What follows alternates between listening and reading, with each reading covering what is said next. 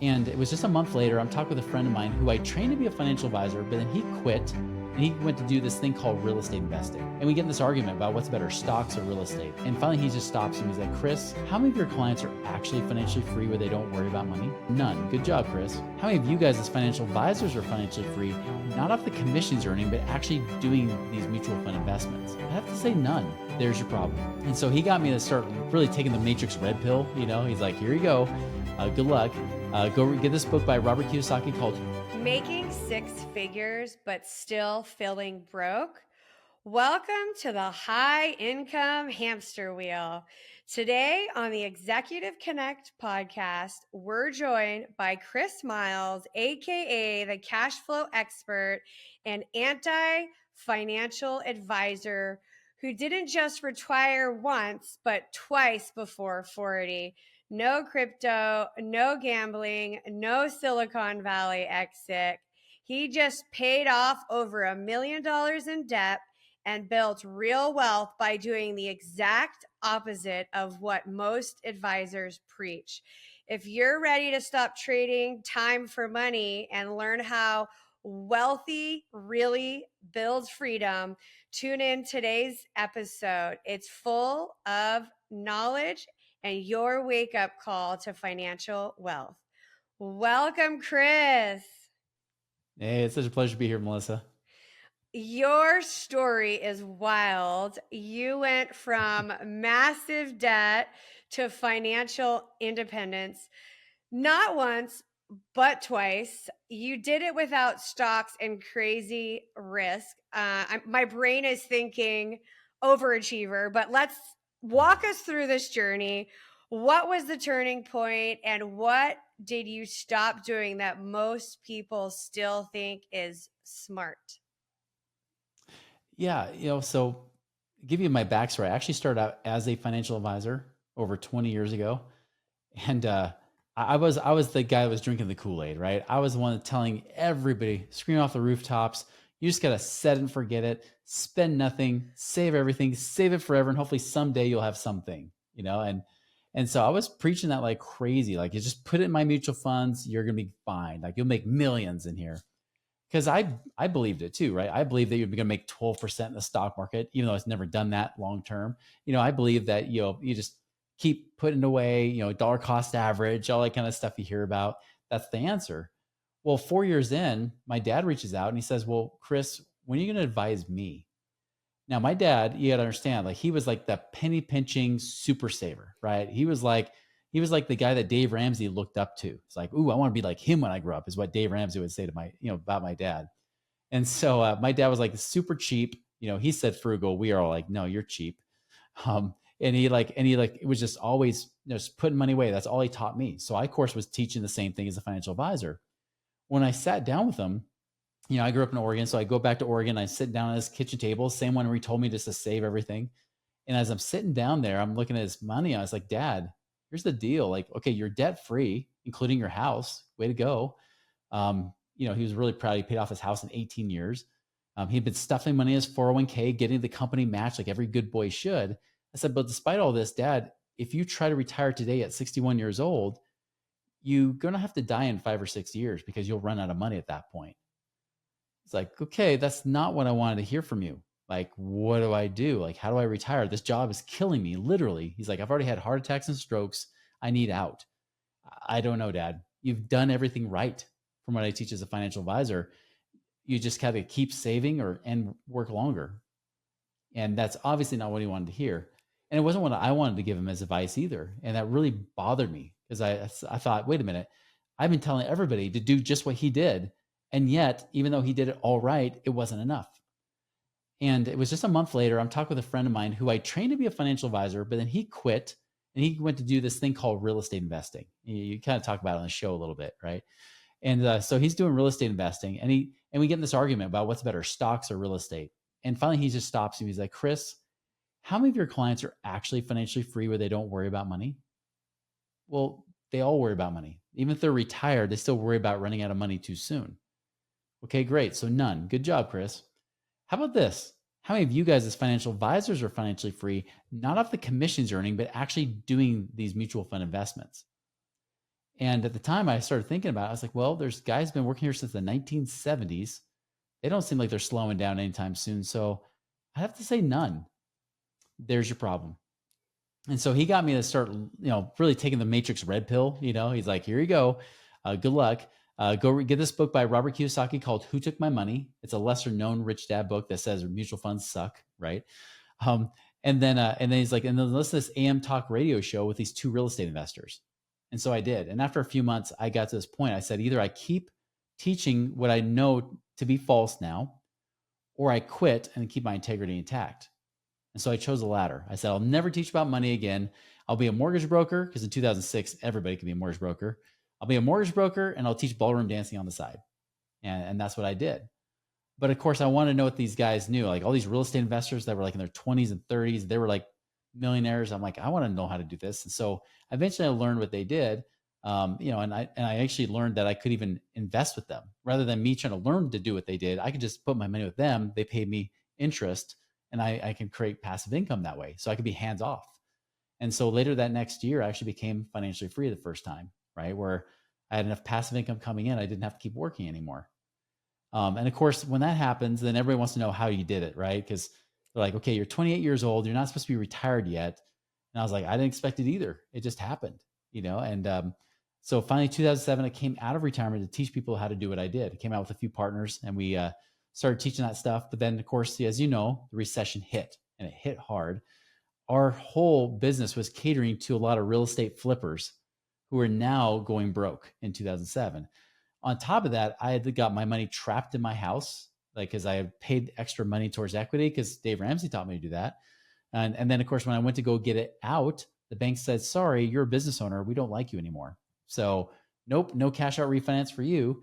And then as a result, the values of my real estate started dropping. I lost all my equity. Eventually, 2009, I had to foreclose on my house. Like 2 weeks, actually not even 2 weeks. It was a week after my fourth child was born. We were literally moving out of the house while my wife's going through postpartum and everything and stuff. And it was just a hard time. I went from like millionaire to upside down millionaire. I was like over $1 million in debt, had to dig out of that debt hole. Finally, by the end of 2016, I was able to rebuild. I even launched Money Ripples in 2012 with a new business, and was able to dig out of that hole, and finally did it the second time at the end of 2016. This time, much wiser than I was in my 20s. I was definitely much more secure in how I was going to do it this time around. So that's kind of what I've been teaching people to do ever since, is how do you become work optional, where you have enough passive income to work because you want to, not because you have to. Ready to lead smarter and invest wiser? On the Executive Connect podcast, we unpack executive strategies for wealth and influence. Hit the subscribe button now. Don't just watch, act.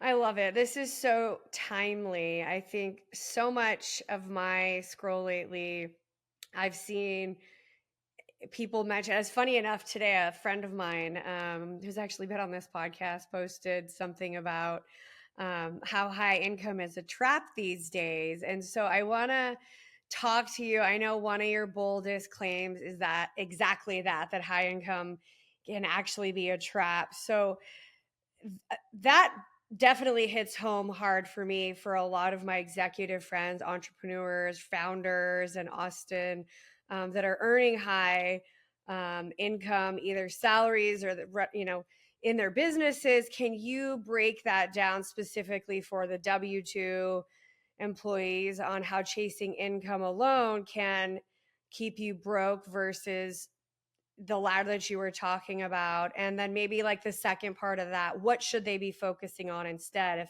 it's not the high income job? Yeah, I think they kind of already know, because in the back of your mind, you always have that little fear that, what if I don't have this job?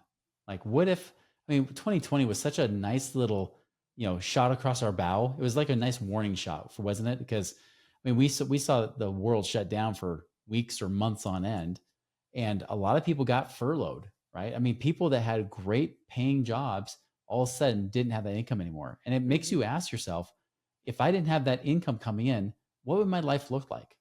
If all of a sudden my income stopped today, all of it, what would I do? And especially if you're a high, like a lot of my clients are the same way, right? Like a lot of them are high level executives, or they're, business owners and people like that, where they know they know that if that income isn't coming in, even though it's a great income, they have a great lifestyle, social media makes it look great, like everything looks good because their wife posts everything and from the outside, their life looks wonderful because they can afford a nice lifestyle. But if that money were to dry up, they'd be just as broke as everybody else. And yeah, sure, maybe they have some retirement plans, maybe they've got some savings. But the truth is, I've had so many people come to me that are like the Dave Ramsey poster children that have no debt, couple million or more sitting in retirement plans and saying, I can't even retire, even though I'm debt free and I've got money here because I was just told by my financial advisor I can only pull off 3% a year. Well, that's not an income. I've got 3 million sitting here and that's $90,000 a year. That's not what I want to live on. That's horrible, right? And I'm getting that all the time. And that's the trap. That's the big trap. Plus, everything you've been taught from financial advisors is always about putting your money in prison. Lock your money up by paying off all your debt, paying off your house. That was the one of the mistakes I made in the last recession. If I would not try to hurry up paying off my house, trapping that equity in there, I would have had that cash on hand. I could have weathered the storm of the recession much better.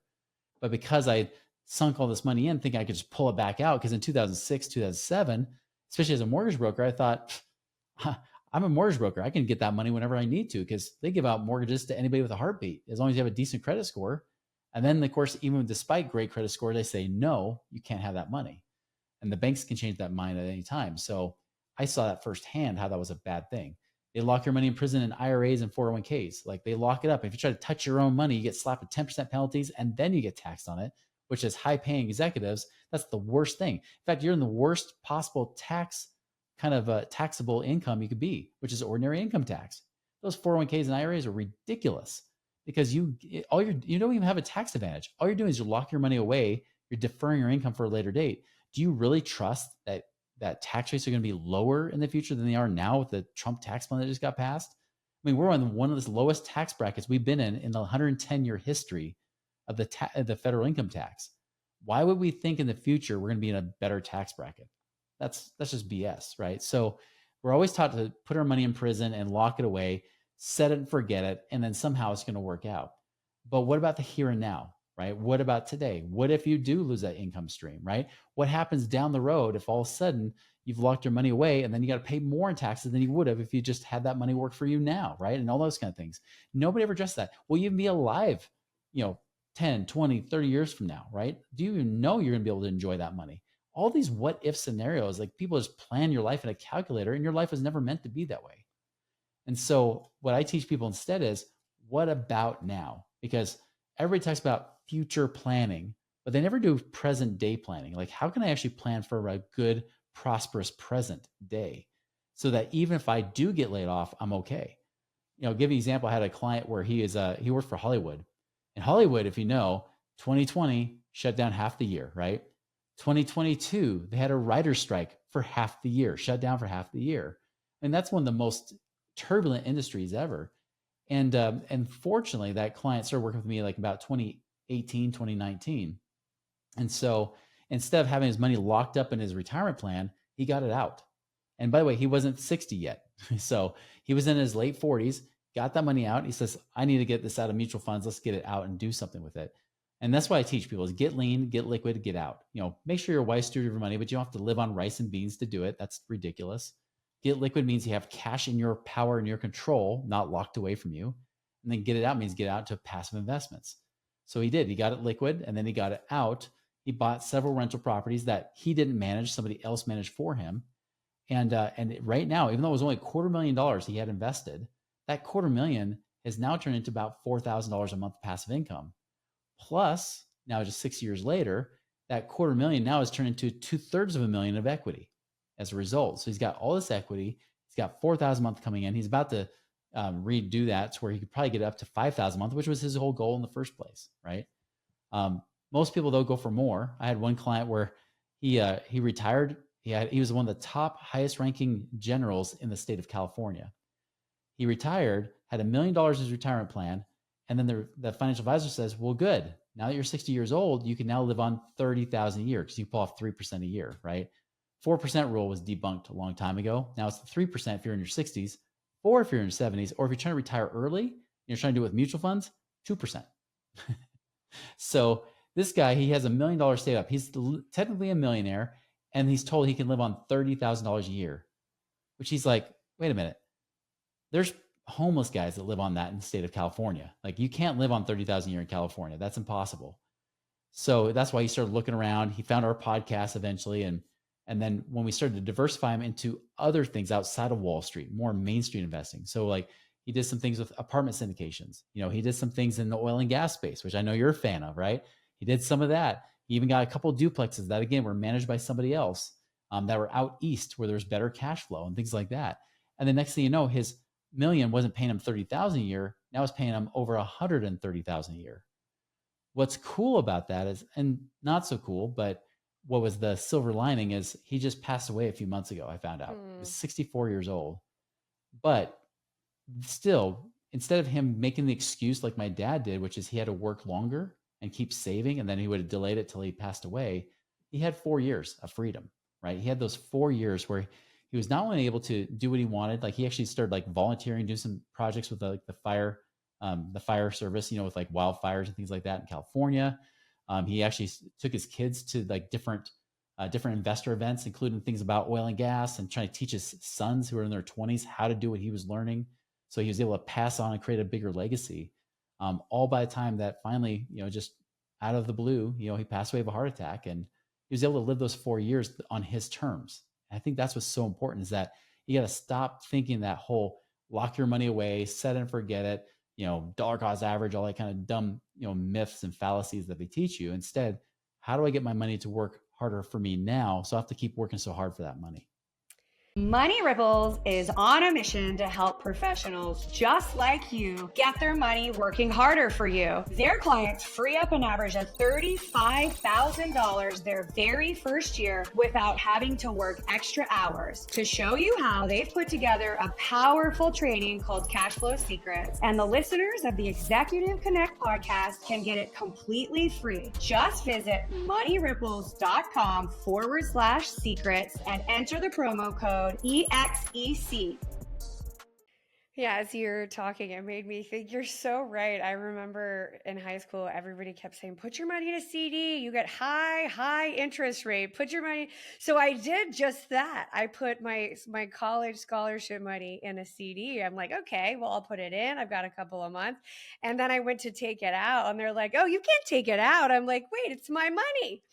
And so you're right. You're putting it in there. You may think that you're getting higher interest rates, better tax deductions, but back to, my little financial knowledge that I knew in high school, it wasn't the right fit. And I think I want to, and I love that you mentioned Robert Kiyosaki, because he was one of my first mentors back then. I remember reading his cash flow quadrant, and I was like, oh my gosh, this is brilliant. And there's so many nuggets in that book when I was in high school that I really started setting myself up exactly how that book said.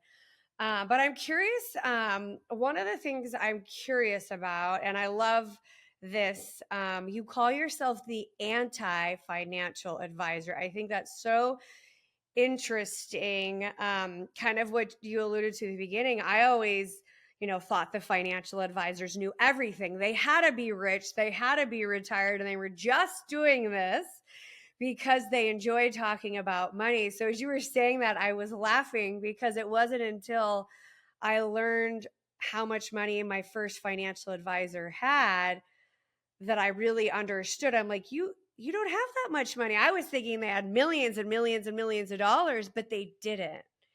And so let's unpack what the anti-financial advisor is.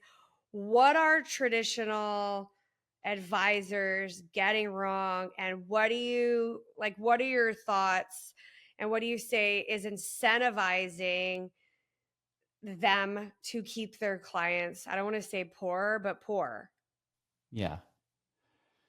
Man, well, I'll start with this. I mean, one big difference, like I wore the wrong t-shirt for this one and for this question, but I have my t-shirt that says cash flow equals freedom. That's, one of my things. Plus I love passive income. I have another t-shirt I don't wear as often because it creates a lot of little fights. That says, it's like the dictionary says financial advisor, like a dictionary definition, like noun, person that's paid to sell you crap, not make you more money. Right. That's really what financial advisors do. Again, good-hearted people, right? Just like I was, because I used to be a financial advisor. I was doing that stuff. But what the problem is this, is that it's one, I think it's fun. I think it's kind of almost ethically borderline that they can make money even when I don't. For Mm. example, you put $1 million with them, they make their 1% in fees every year. They're getting paid $10,000 whether you make money or not. Granted, they could argue saying, well, if the market drops 20%, now you're down to 800,000. I only make 8,000 off you. Yeah, but I lost 200,000 and you're still getting paid 8,000 a year. How is that fair? Right. And they're really like, if you ever seen the movie Robin Hood Men in Tights, Mm-hmm. that Mel Brooks film, right? Yep. Remember Blinken, the blind guy? And he's up on the watchtower, like looking around. They're like, Blinken, what are you doing? He's like, I'm guessing no one's coming, and then he falls off the watchtower because he's blind, right? And that's what financial advisors do. They're literally just guessing. They don't know the future. By the way, I mean, it's not hard to become a financial advisor as long as you have not robbed a bank, killed someone, and you can at least pass the test with 70%, you can become a financial advisor too. It's not hard to do. It's such I mean, you could be a broke person as long as you can know how to pass a test and you can become a financial advisor. Like, I mean, I was out of college I dropped out of college to become a financial advisor. And it's just not what makes you good. And unfortunately, the people that do look very successful in that game, it's not because they made lots of money. It's because they're really good at selling you. They have a lot of money under management that gets them paid that regular stable income. It's interesting. They teach you high risk creates high returns. Well, if that were true, why don't they take all the risk? What if they would say, I have to pay you money if you lose money?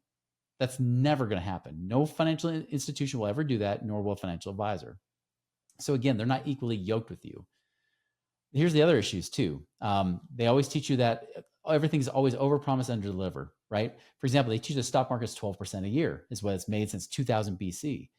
But the last 30 years, even though we've had the best run we've had the last 15 plus years that we haven't seen in history, still our average is only, I just did it today, 8.47% as of the end of August 2025. That's the 30-year average, not 12, not even 10, 8.47. That's the best I've seen it in the 20 years I've been tracking it.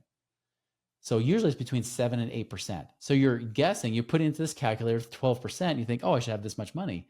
Well, cool. That would be great if that were real, but it's not. I just showed today in a webinar that that even if you expected 12%, but you only got 9, in 40 years, you would have only a third of the money you expected. A third. So that's how much difference it is. That's why so many people retire broke. Other statistics, Fidelity has 45 million account users. Only 2 million have at least $1 million. And of those, Transamerica surveyed them, said 35% thinks it'll be a miracle before they're able to retire because, again, they can only pull off 3%, not more, right? You got guys like Dave Ramsey thinking you could pull off 8% a year. I've run numbers on my own podcast that shows if you pull out 8%, you could be broke in 15 years. So that's the other problem, right? Don't listen to Dave Ramsey. Yes, you've heard me say many times. Other things, inflation. They keep telling you inflation is supposed to be around 2%, right? No, it's not. Go to shadowstats.com. You'll find out the real inflation rate is closer to 8 or 9%. So if you only get 8% of the market and inflation's 8%, guess what? You're not getting ahead, right? That's why Robert Kiyosaki says, he's like, you need at least 12 to 15% a year, even to have hope of any kind of financial freedom because of that kind of stuff. So just all those little things, dollar cost averaging, right? They say you just got to keep buying. Isn't that the most brilliant marketing strategy you've ever heard of? Think about it. Like when the market goes up, what do they tell you to do? Keep buying, right? Yep. Yeah, it's going up. Keep buying. But what happens when it goes down? What do they say? Keep buying. Keep buying. It's on sale, right? You can dollar cost average. You're going to be cheap. Now, actually, I just have it here because I just did a react video on it. So this is actually the sheet. I don't know if you can really see it. Yeah, kind of. I used to share this sheet over 20 years ago. You can tell it's definitely been through some weathering. 20 years ago, I shared this sheet with other people. And the crazy thing is it always shows you, like, if the market goes down, you buy it dirt cheap, like $1, like the Great Depression, you would be rich. Even if it went up to $4 a share, if it went 4 times, you made way more money. Well, the thing is, the stock market, the one they say doesn't make you as much money, looks more like this one, doesn't it? Like this one on the side. Doesn't look like this or this. It's like this. It's going up. Well, wouldn't that mean if there were a smart advisor to say, you know what, market's way too overvalued right now. It's on the Buffett indicator. It's over 200% where it should be. You should wait till the market crashes and then just dump all your money in then. They don't say that. They don't say, hey, wait till 2009, 2010, and then throw your money in the market. No, they're like, just keep buying, because they'll tell you this. This is what I learned: the 3 T's. Clients lack the time, the training, or the temperament to be able to do their own trading, to do their own investing. So that's why they should just trust you. And that's just bull. They think that stocks are the only way to go, Wall Street's the only way to go because that's the only way they get paid. That's legally the only thing they can show you. Even if they know better, they can't show you anything outside of Wall Street, because that's what those licenses restrict them to doing. They can't say, hey, you can actually make more money in real estate over here and probably have less risk, but I can't show you that because my license says I can only show you this. So just all those things. There's just so many myths. I mean, I actually been doing myths on my podcast. I've gone up over 20 different myths that people buy into. But you just got to understand, the returns aren't as good. It's mediocre returns, high risk. You take all the risk while they don't, which is why high risk creates high returns is a fallacy, right? Dollar cost averaging doesn't work. It's false. It's completely false in the way that they teach it. And the truth is that really, like, it's just not enough, right? Everything else is just overpromise, underdeliver. And the proof is there, right? If only 2% of people in Fidelity have at least $1 million, and that's not even enough to retire, you got to wonder, maybe I shouldn't be doing the same thing and expecting different results. Yeah, it's funny. This showed up when I was reading about wealth yesterday. 85% of the employees at NVIDIA now are millionaires. Mm-hmm. And everybody I think they have only a very small percent of their employees that aren't because of their stocks. But that's a very rare case, right? In the stock market. So I want to talk a little bit about some of these wealth killing habits that are affecting smart people today. So even like I would consider, myself and my friends savvy with financial investing. Mm-hmm. But let's talk a little bit about what you call wealth killing strategies. What are those, and how can somebody spot those? So if they're in a bad relationship with a financial advisor, they have all their money tied up, like what are those, I guess, symptoms they can look for if they're actually killing their wealth instead of growing their wealth? Well, the question you have to ask yourself is, what am I doing about creating wealth now? And I don't mean what's on a computer screen that doesn't do anything for my day to day. For example, someone who locks their money up in 401k plans and stuff, it's a negative 100% return. You're literally spending money only, getting nothing in return for it, in hopes that someday you'll have something more, right? Which the reality is, it's just not. What I see a lot of times happening is that I'll see the again and again, every time, people that are asset rich, cash poor. I think that's probably the number one bad habit. Again, they're always taught to lock money up in prison because that's what every financial institution wants you to do.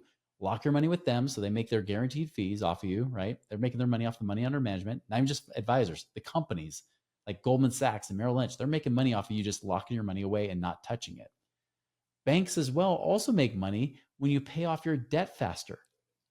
That's one thing I realized as a mortgage broker. I used to tell people as a mortgage broker, hey, if you want to screw the banks and screw these mortgage companies, pay this off faster.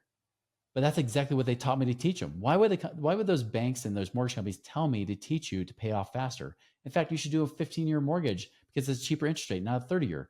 Why are they incentivizing you with a 15-year mortgage instead of a 30-year mortgage? If they wanted you to stay in 30-year, they'd say, well, I'll charge you a little less interest because we'll make more over time. That's not what banks do. They love acceleration and speed of money, velocity. We're taught to accumulate money. The accumulation theory has been broken for a long time. They don't use accumulation. They use acceleration. They want every dollar back because every dollar you give them, they can now loan out 10 more dollars. So if you pay, that 15-year mortgage, that 10-year mortgage, you pay it down faster. They're saying, thank you very much for that extra $1,000. I can now lend out $10,000. And I can now make more money off of you faster because I can go and lend it out at higher speeds. That's how they make all their money. And the truth is, we could do the same thing, just in a different way. It's not like we're going to borrow people's money and then try to, loan out 10 times more. No, that's not what we do. But have you ever gotten a mortgage? Have you ever, tried to pay all cash for a property versus saying, you know what, I'm going to do a smaller down payment and then get a mortgage instead? You're literally turning the rules back around on the banks. Now you think the mortgage is in their benefit, and yeah, there is a benefit for them. But the benefit is, what if I can keep that cash on my hand? Because, for example, let's just say you put 20% down on a house. Let's just say that house is worth $500,000. Now, if that house appreciates 10%, that's now up to $550,000. Now, what most people will tell you, they're like, okay, well, I made 10%. Yay, right? And maybe that took several years to do it. But that's not what you made. If you put a 20% down payment, that was $100,000 you put down. If now you've earned 50,000 of appreciation, your money that you had made a 50% return. You just got a 5x multiplier on your cash on that rate of return from that appreciation. That was something I remember hearing as a financial advisor. I didn't want to believe it. Because I was like, no, that's not right. Because I remember a real estate investor, he did a little, dinner thing, and he's like, hey, if you put $10,000 down on 100,000 property, it appreciates 10%. You just made 100% return. I'm like, yeah, impossible. No, I don't believe it. No, stocks are better. I have the charts to prove it. I see them all these charts, and you put $1 in 1928. Look where it goes. You got way more money with me than you put in a real estate property. Well, what they weren't showing is the fact that there's a multiplier effect. Because you can create leverage like the banks do with you. You can do the same thing with them and create more leverage. It doesn't mean you go excessively in debt or anything like that, but I've seen this happen time and time again. Because here's why, and this goes back to your question, Melissa, because many times I get guys that are successful. I wouldn't just say they're investing or money savvy. I mean, they've got some savviness, but they're more very disciplined savers, right? Very good savers. For example, I had another client that was he was a doctor out in California, and his whole plan was 6 years, 100% debt free. I'll pay off my house, and I'll pay off my investment property. I'll be free and clear. That was like his goal, and he was stuffing money in his IRAs and 401ks too, right? He was in his 40s. Now, I looked at the situation. I said, listen, you've got a lot of equity here. Like this rental property, for example, how much net profit are you making on this property? $200 a month. Okay, that's not much. You got like a lot of equity in this property. He's like, yeah, but Chris, when I pay it off though, I'll have $2,400 a month coming in. I said, okay, that's fine. But let's go back to what you have currently. That's in 6 years when you aggressively pay this thing down. Right now, you're making $200 a month. You have $700,000 of equity. $700,000. That means you're making a 0.3% return on your equity. You could literally sell your property, that $700,000, cash it out, put it in a CD, and do way better than what you're doing right now. It's like, oh, I can't because that's our first property. Like my wife and I love it. It took me 2 years to convince him to finally get rid of it. He finally sold it. Luckily, at the height of the market, he got his $700,000. He then bought like 6 rental properties out in Louisiana, bought all those properties, and then he started taking the cash flow from those. He was already cash flowing $6,000 a month. So think about this. He was trying to beg for this $200 a month, hoping to get to $2,400 a month. He finally listened to me. He was already making from day one $6,000 a month. His only mistake was he should have done it 2 years prior, because then he reinvested the cash flow. And now he reached out last year and he said, Chris, I'm now up to over $100,000 a year on that money that was making me $200 a month. It's now over $100,000 a year. He was hoping and praying to make $28,000, $29,000 a year, and now he's over $100,000, right? That's the difference. I had just yesterday a guy from Australia, same sort of thing. He's got like $2 million in net worth, and he literally has $600 a month coming in of passive income. I said, we could sell off your property, get out your $1 million of equity, go and invest that even in the US over here, and make easily $80,000 to $100,000 a year instead of $600 a month. He's like, well, is that net or gross? I'm like, that's net. I wouldn't tell you gross. That's a dumb thing. And he's like, oh, because like that's the thing. They always promise in Australia. I'm like, yeah, Australia sucks. That's why Australians come and invest in America, because their real estate's horrible. But here, it's great. Even now, even though it's not amazing, you can still make so much better, like double-digit returns.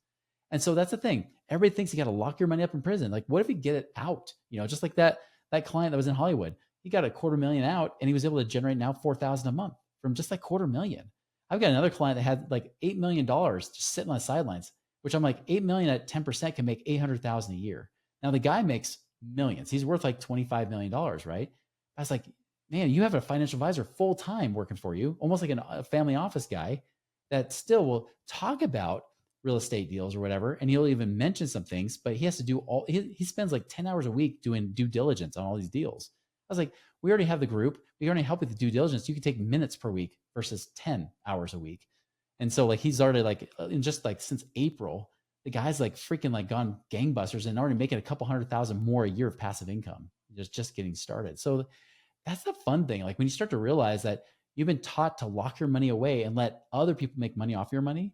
Instead, you take back that control and you're the one that use your brilliant brain, but you don't have to be genius to do this. You just have to spend a little bit of time and completely question everything you've been taught by financial advisors. Do the opposite, hence anti-financial advisor, right? You do the opposite, you actually make money here and now in the present day, not hopefully someday in the future. As long as the market doesn't tank on me right before I'm going to retire, I can finally touch that money. Yeah, I'm curious to get your insights. So in Austin, the homes were really expensive. They've been very expensive. The interest rates are high. So let's take one of your examples. You have an executive making 750 to $1 million a year in income, and instead of plugging that money into, like you were saying, 401ks, IRAs, is your recommendation that they buy a rental property in Austin with the money that they would be putting into a 401k or their savings account? Oh, I'd stay away from Austin altogether. Yeah. I mean, almost anything in the western half of the US, I would stay away from. And for the most part, and that's the thing that's interesting is that things shift, right? There's always good timing for different things. You would have asked me 3, 4 years ago, yeah, rental market was amazing, right? And you could make 12% cash on cash returns, not including appreciation, buying down your mortgage, like paying down equity into your mortgage and stuff because your renters are paying your mortgage off, not you, all that stuff, tax benefits. That was great back then. Now, not so much. Now you're looking to make 5 or 6% cash on cash return on a property. But right now, lending is amazing. You can lend to anybody across the country and make 10, 12% a year off that. You might not get tax benefits. You may not get huge growth, but you get good cash flow, right? And that's the thing. The market shifts. It just depends. We talk about oil and gas. Oil and gas right now, the prices stink. It's not great. But still, we know that oil and gas prices will go up and that you can make a lot of money off that. And it diversifies you away from the typical stuff, even from real estate. I have raw land. I have a partnership where I have partners doing all this stuff with buying and selling raw land. My $500,000 or so that we've invested over the last 3 to 4 years is now kicking off almost 13,000 a month. So like, again, like there's always different timing and things to do. But no, coming to your question, like what should they do with that cash? Well, one thing we often have our people do is, like, first and foremost, instead of lock up at 401ks, yeah, you can get that money out and just invest it. Now, some people will say, well, what if I don't have anything to invest in yet? Or maybe I need to keep more cash on hand, but I hate the fact that the bank's paying me 0.9%. Well, then we also use strategies like what we refer to as like max ROI infinite banking, where I can make 6% a year tax-free on my cash, and it's protected from lawsuits of creditors by having it in whole life insurance, very specifically designed. Don't buy the traditional crap that's out there.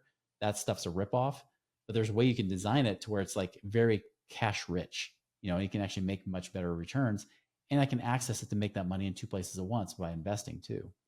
So there's a lot of different ways you can save money instead of locking away in 401ks and IRAs. And then of course you have to go with whatever the government's rules are at the time. That's the problem too. 401ks and IRAs, they change the rules anytime. You have no say in the matter. Where I want my money in my control, I want to know that I can call the terms, not the government. This episode is sponsored by Texas Freedom Fund. If you're an accredited investor looking to protect your purchasing power, reduce taxes, and own real Texas energy assets, listen up. The Texas Freedom Fund invests in proven oil and gas projects in the Eagle Ford Shale with no debt and strong tax advantages like intangible drilling costs applied against active income. Minimum investment is $25,000 and the sponsor invests right alongside every single deal. Learn more at texasfreedomfund.executiveconnectpodcast.com. Energy, opportunity, and Texas grit working for your portfolio. Yeah, I agree. I think it's interesting. And I think the other thing I always say is like the tax advantage of what you're investing in. What are the tax advantages of the things? I know for me, we optimize for tax as well.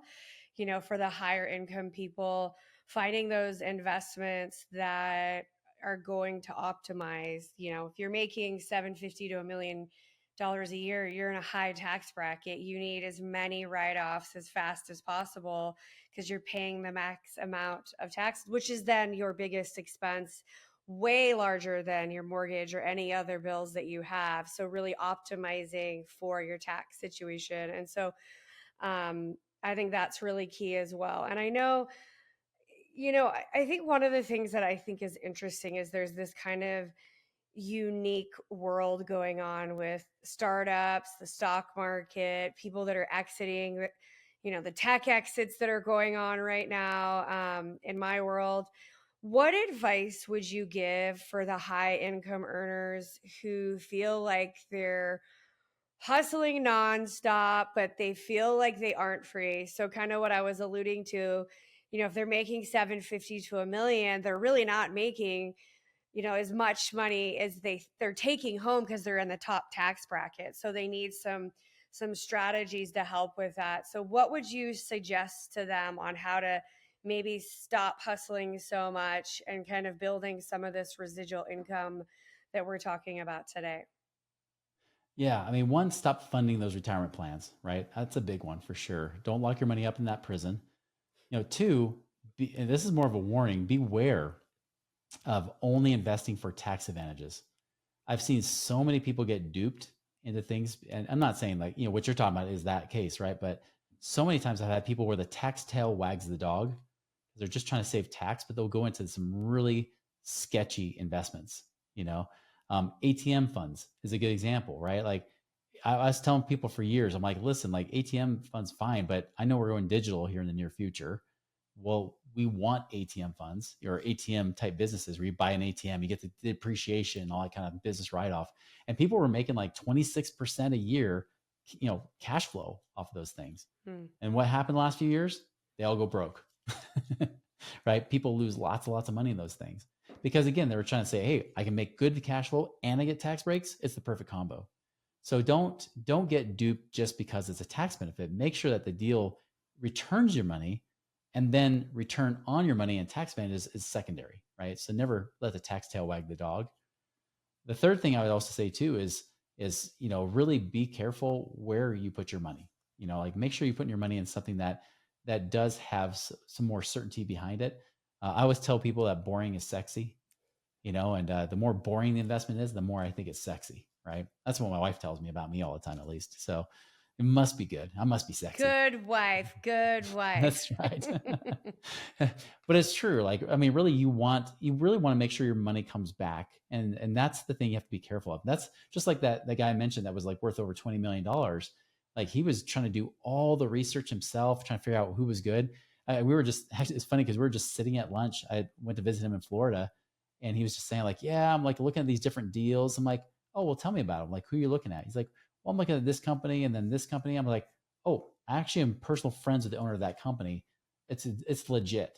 Like that's a good deal. He's like, oh, is that good? Because I've been looking at this thing for weeks trying to determine if it was good or not. I'm like, well, that's the thing. Like that what I've noticed, and this is why you want to have good networks, is that birds of a feather flock together. I'll tell you, like the networks that I'm in, you usually won't see the charlatans, the bad actors and the bad operators, people that are like just scamming people out of money. I just never run into those people because I'm not in those kind of groups. There are certain groups that attract those kind of people. There's a certain energy they give off, while others don't. Like I tend to attract the people that are more like the nerds. Like they're not good marketers. They're not good at like raising money, but they're really good at what they do. They've been doing it for. I'll say this too. If you're looking at investments that are in the alternative space, I like people that have been in the same space for at least 15 years. Like if they've been doing that, they've been through multiple market cycles with recessions and everything else. They've even had their teeth kicked in and learned from it and got better, became better investors for it. Those are people I like. I remember like apartment buildings were so popular going into 2020, and there were all these guys would approach me. It's like, hey, refer your clients to us. I'm like, great. Well, how long have you been doing this? We started in 2017. I'm like, okay, everybody and their dog can make money in apartment buildings since 2017. Like what about when things go wrong? And those are the same people that are now bankrupt. Like after 2022, those guys are out of business, no longer even around, right? So you got to make sure you're finding somebody who's got a great track record. They've only focused on their lane. They pick a lane and they just do really well at it, right? Like they just keep going. Those are the people that I really give I give a lot more credence to versus some people that like just are testing out the waters and they're saying, hey. Whereas one operator told me, he's like, yeah, I always do these vanilla deals that he's done over and over again. but now I'm going to do chocolate deals. Instead of apartments, I'm going to do hotel conversions. And I'll be like, run, everybody run. Like, don't let him be your guinea. Don't let your money be the guinea pig, right? Like, make sure you don't do that. Go with somebody who has been time tested and has made it work, and they have a system in place. Even if the markets shift and change, you know that your money is safe. Yeah, I agree. I think, yeah, definitely don't do an investment for just tax savings. I would agree with that as well because there are a lot of bad deals out there. So I'm glad you brought that up.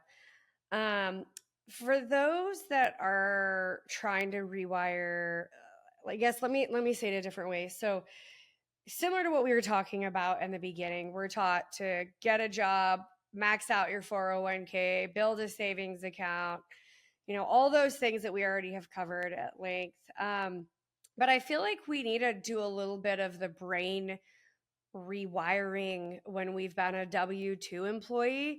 It's a whole different risk discussion. So, how can those type of leaders start rewiring their thinking around money to prioritize financial freedom and, I guess, purpose for what's next in their career and their goals? And that's the big thing I've been focusing on my Money Ripples podcast for the last couple months is just all that rewiring you have to do. I'd say this started off, this is what got me. It got me, my dad, even though he was that person, like got the good job, saved everything, did everything right, but it just wasn't enough, right? Even though he saved well, he saved like he was recommended to save, but it just didn't end up being enough in reality because that's the problem with overpromise, underdeliver financial advisors. But one thing he did teach me that was really good was look for evidence, look for real results, right? And that's what got me to question everything as a financial advisor is I want real results. Why can't financial advisors really retire? Not off the money they're earning off of you, but actually doing the investing they've been doing, unless they've made literally millions of dollars a year taking your money and then they've just been packing that away, right? That might be the only way they can do it, but not from a traditional average income standpoint, even if it's more than average. So understand that, you look for evidence and the evidence is horribly against that whole go to school, get a good job, right? Which is fine, right? But then keep putting your money away into retirement accounts, lock it away and go debt free and you'll be fine.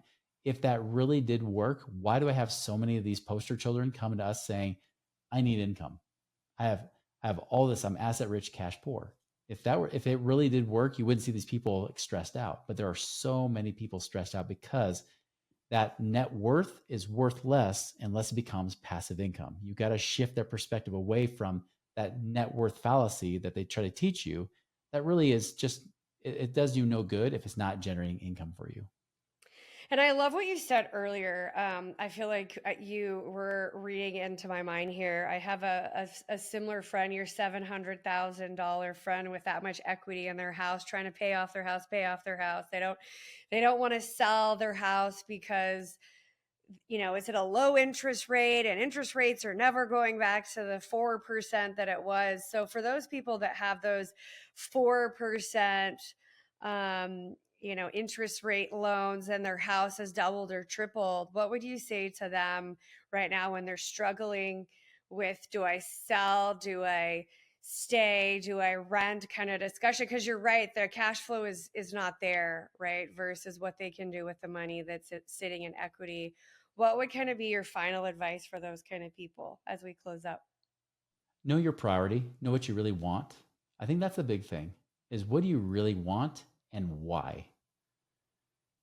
So for example, I get so many clients who are like, yeah, I'm paying off all my debt. I'm going to be debt free. Okay, why? Oh, because then I won't have a payment anymore. Well, why is that important? Well, because it's just less money coming out of pocket. I want to be able to have that freedom, right? I don't want to have to make a payment for my rest of my life. Okay, well, you still have to pay for toilet paper and food and taxes and insurance and everything else, right? So are you going to get rid of everything? Like, no, I just want to get rid of that because I control it. I'm like, okay, cool. That's fine. In and of itself is fine. But what is it you really want? In many cases, it's usually they just want to have more than enough money coming in to pay all their bills and then some. Okay, well, great. Could we do something different? Could we do something that's even better than what you're thinking about, right?